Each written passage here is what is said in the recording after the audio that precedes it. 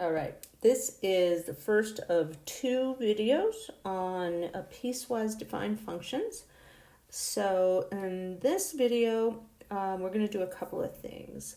In this video, we're going to do an example with a couple of parts. So in this example, we're going to look at the function f of x equals negative x minus 1 when x is less than or equal to negative 5, and positive x plus 1 when x is greater than or equal to negative 5.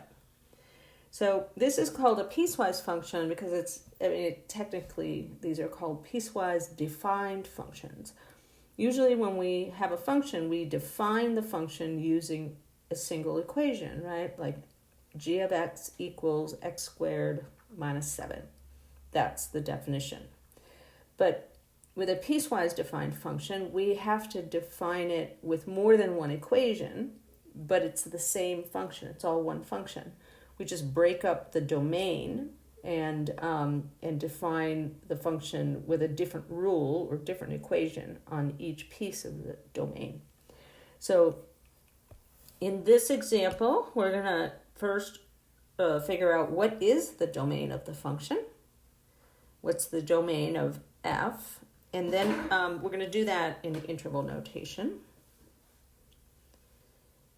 And then we're going to evaluate f at a couple of x values. So we're going to find f of negative 8, we're going to find f of negative 5, and then we're going to find f of 0. And then the last thing we're going to do is sketch the graph of f of x.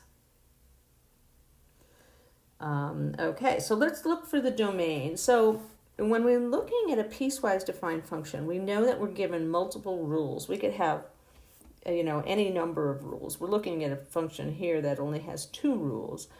But each rule, in this case, in any piecewise function, each rule only applies to a piece of the domain.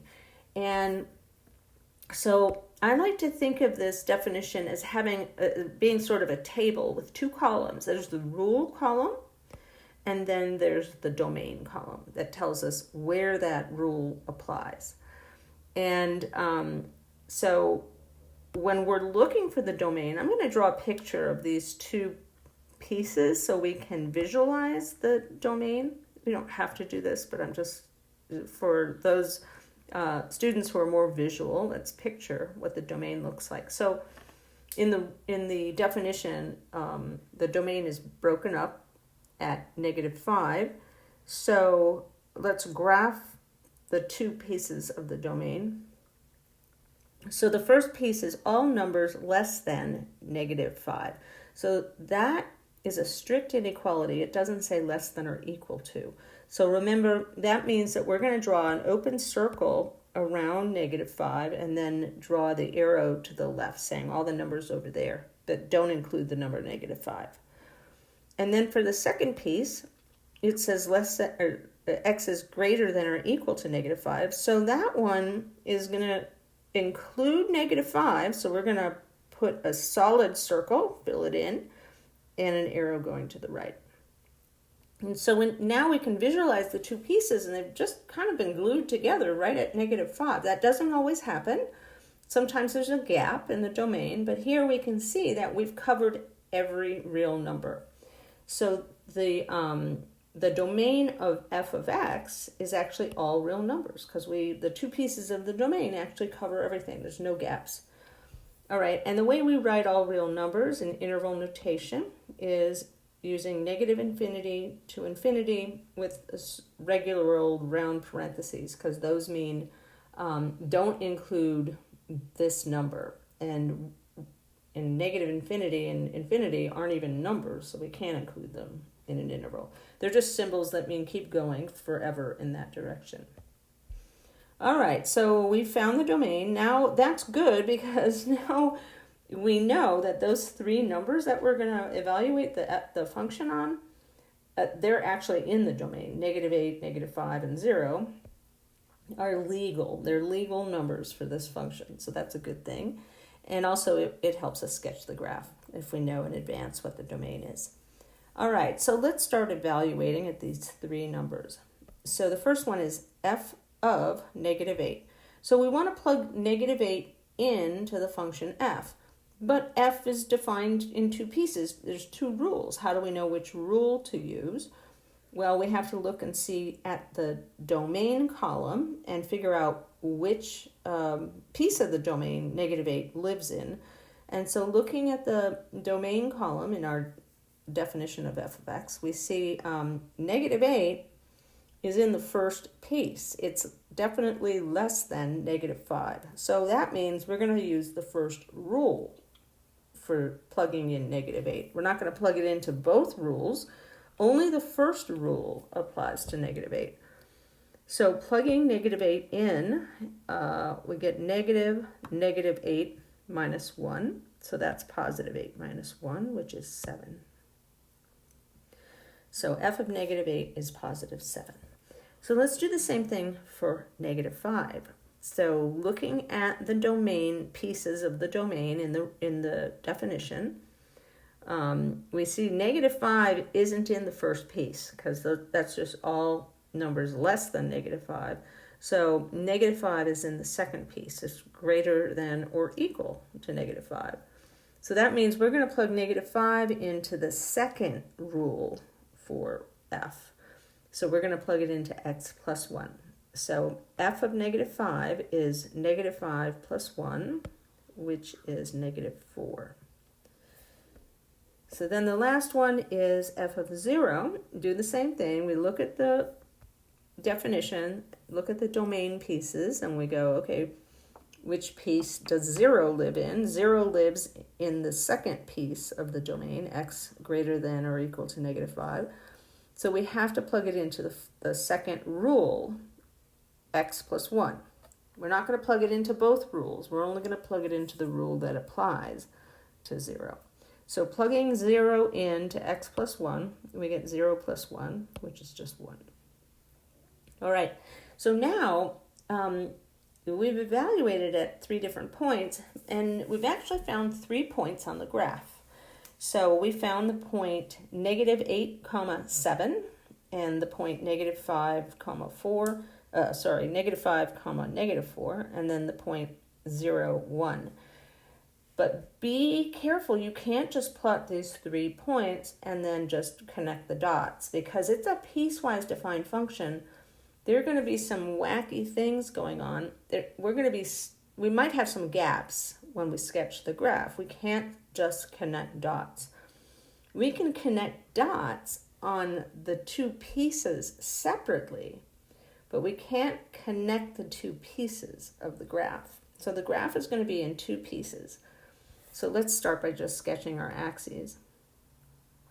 So now the 2 pieces get sort of glued together at x equals negative 5, so let's label that on the x-axis. So let's sketch the left-hand piece first, all the x values less than negative 5. Let's plot those points, or sketch that piece of the graph, and then we'll sketch the piece of the graph on the right side of negative 5. And we can't really, connect the dots on the left side with the dots on the right side. We'd have to sketch those separately. So on the left side of negative 5, we only have 1 point over there. We only have that negative 8, 7. So let's plot that. So we don't know what the rest of that piece looks like, but we can figure it out. Let's look at the rule for that piece. The rule for that piece is negative x minus 1. So we can write down an equation for that part of the domain, y equals negative x minus 1. And we should all recognize that as an equation of a line. It's actually in point-intercept form. So y equals mx plus b is slope-intercept form. So m is the number in front of x, and then b is the thing we're adding to that. So the number in front of x is negative 1. So the slope is negative 1, and then the number we're adding to that is negative 1, and so the y-intercept is negative 1. But we're not going to sketch the line, the entire line, because we're not going to cross the y-axis. So we're not going to plot the y-intercept of that line because we're not going to go that far to the right. We're not going to go past negative x equals negative 5. This piece of the graph stops at x equals negative 5. So how far are we going to go? Well, we know that the slope it's a line and the slope is negative 1.